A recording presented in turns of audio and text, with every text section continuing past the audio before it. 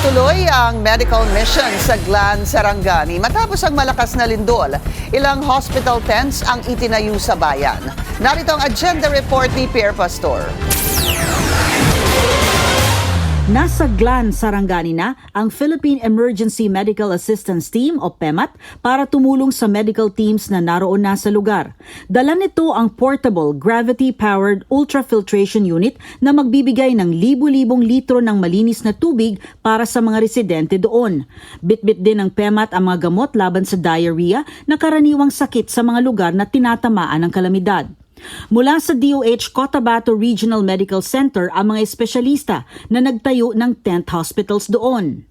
2 surgeon, 2 obstetrician-gynecologist, 2 emergency medical specialist, 2 anesthesiologist, 2 pediatrician at 1 internist na susuportahan naman ng 17 na nurse, 2 komadrona, 2 radiation technologist, 1 medical technologist, 1 physical therapist at 1 mental health specialist. May pinadala ring biomedical at electrical engineer at mga administrative staff.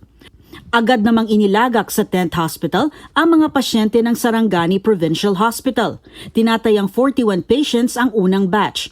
Kumpleto ang pasilidad ng tent hospital. May operating rooms, delivery room, triage area, x-ray at ultrasound, mobile clinic, observation ward at resuscitation ward. Target ng CRMC PEMAT na masuri ang mga pasyenteng pwede nang ma-discharge para hindi na sila kailangan pang ilipat sa malalayong ospital.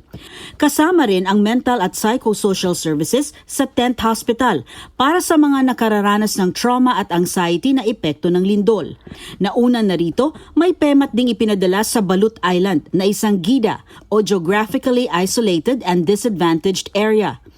Ipinag-utos ni PBBM na agad magpadala ng tulong sa mga biktima ng lindol, lalo sa mga mahirap maabot na lugar. Para sa agenda, Pierre Pastor, Billionaire News Channel.